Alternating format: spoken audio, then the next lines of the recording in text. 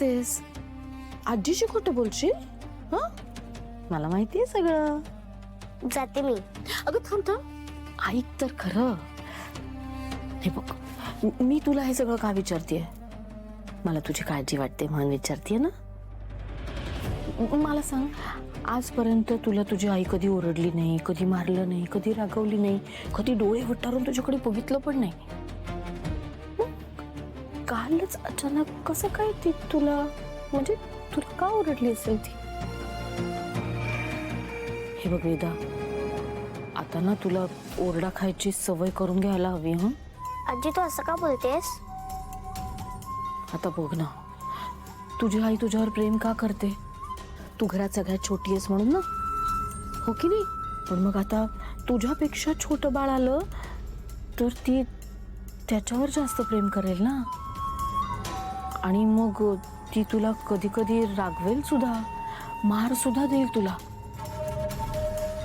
अगं मीराला अजून बाळ झालं नाहीये तरी ती तुझ्यावर रागवली. मग बाळ झालं तर तुझं काय होईल? तुझे बाबा पण नवीन बाळावर प्रेम करतील. मग तू एकटी पडशील ना परत. वेदा,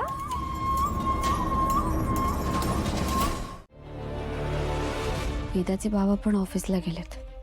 अंबिकाताई आणि अनन्याताई वेदाला सोडायला शाळेत जातात. आत्ता कोणीच येणार नाही. या सगळ्या वस्तू मी आत्ता इथे ठेवते, म्हणजे थोड्या वेळानंतर स्टोर रूम मध्ये घेऊन जाता येतील.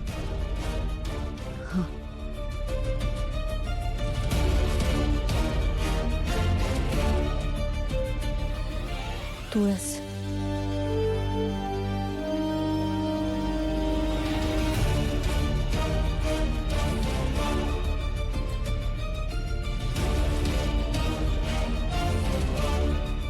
पिप्पा,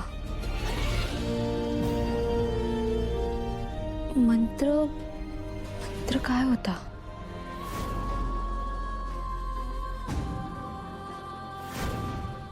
ओम सत्सत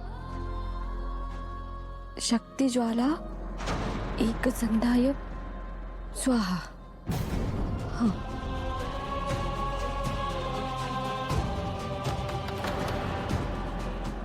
मीरा,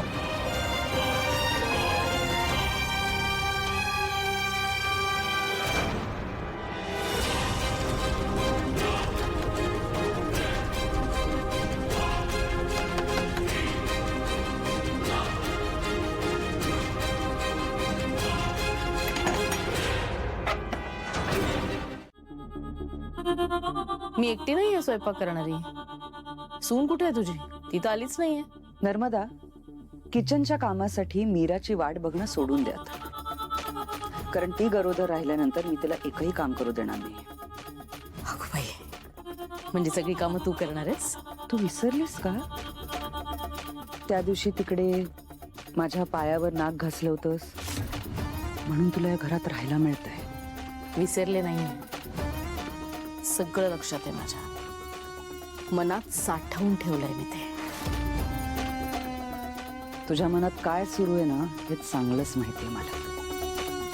तुला रामपुरे कुटुंब वाढू द्यायचं नाही ना, म्हणून मीराला बाळासाठी आग्रह करू नका असं म्हणत असतेस ना सतत.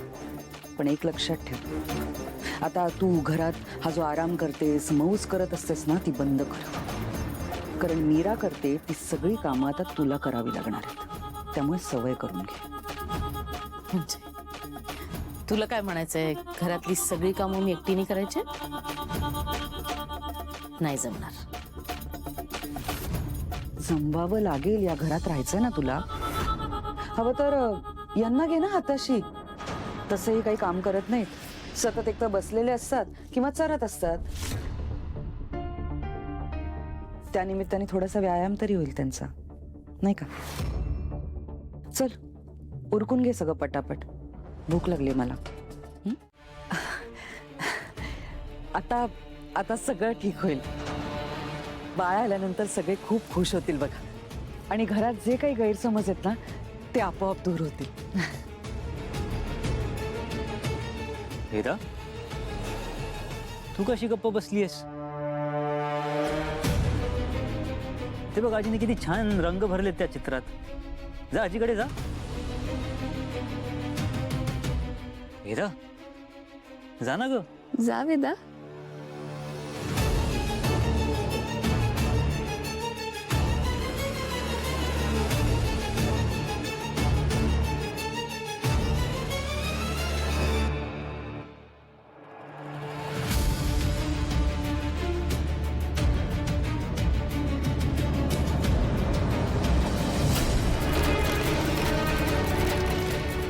अगं मीराला अजून बाळ झालं नाहीये तरी ती तुझ्यावर रागवली.